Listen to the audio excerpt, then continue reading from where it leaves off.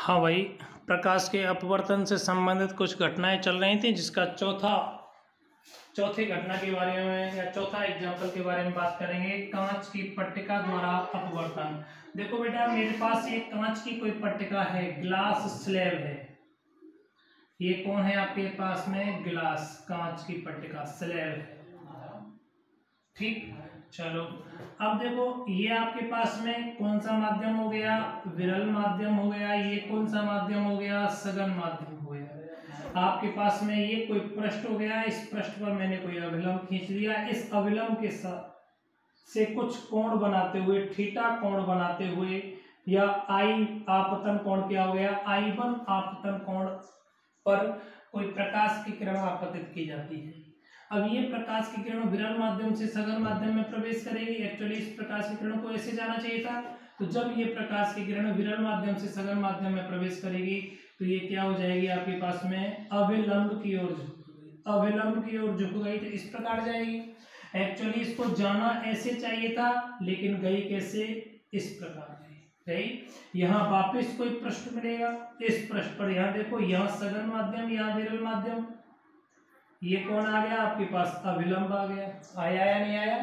चलो इधर देखो, अब ये प्रकाश की किरण कौन से, इस प्रकाश की किरण को जाना कैसे चाहिए था? ऐसे जाना चाहिए था, लेकिन कौन से माध्यम से? सघन माध्यम से। कहाँ जा रही है? विरल माध्यम में जा रही है। जैसे ही विरल माध्यम में जाएगी तो ये अविलंब से दूर हट जाएगी। इसका मतलब इस प्रकार चली जाएगी, ऐसे ही जाएगी। एक्चुअली इस इनिशियल कंडीशन में आपके प्रकाश की जो किरण, आपतित प्रकाश था, उस आपतित प्रकाश की किरण की जो डायरेक्शन थी, वो डायरेक्शन कैसे होनी चाहिए थी? इस प्रकार। इस किरण को इस प्रकार जाना चाहिए था, यही था, लेकिन गई कैसे? ऐसे। लेकिन हम इन दोनों किरणों की दिशा देखते हैं तो दोनों किरणें परस्पर कैसे दिखाई देती हैं? आपको समांतर दिखाई देती हैं। ठीक है ना? चलो, मैं बात कर रहा था कांच की पट्टिका द्वारा अपवर्तन। जब किसी प्रकाश की किरण को कांच की पट्टिका पर डाला जाता है तो दो बार अपवर्तन होता है। एक बार इस पृष्ठ के द्वारा, एक बार इस पृष्ठ के द्वारा। दो बार अपवर्तन होता है, एवं इस दौरान आपतन कोण I1 एवं निर्गत कोण कौन सा बेटा?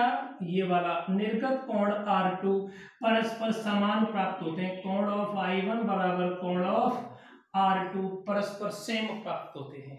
ठीक, चलो यहाँ देखो, जो निर्गत प्रकाश की किरण है और प्रारंभिक आपतित प्रकाश की किरण की दिशा परस्पर समांतर होती है, एवं इन दोनों किरणों की मध्य की दूरी होती है। इसे पार्श्विक विस्थापन कहते हैं। क्या कहते हैं? पार्श्विक विस्थापन कहते हैं। इस पार्श्विक विस्थापन को किससे डिनोट करते हैं? D से डिनोट करते हैं। ठीक, चलो ये कांच की पट्टिका में क्या हो गया? अपवर्तन हो गया। ठीक, चलो देखो, ये एक चीज मैंने बोला था, ये आपतन कोण और निर्गत कोण परस्पर कैसे प्राप्त होते हैं? आपको सेम प्राप्त होते हैं। कैसे प्राप्त होते हैं? सेम प्राप्त होते हैं। लेकिन याद रखिएगा, यहाँ आपतन कोण का मान 45 डिग्री एंगल लेंगे तब ही सेम प्राप्त हुआ। आपतन कोण के भिन्न भिन्न मानों पर निर्गत कोण के मान भिन्न भिन्न प्राप्त हो सकते हैं, जो कांच की पट्टिका की मोटाई पर निर्भर करता है। ठीक, धन्यवाद।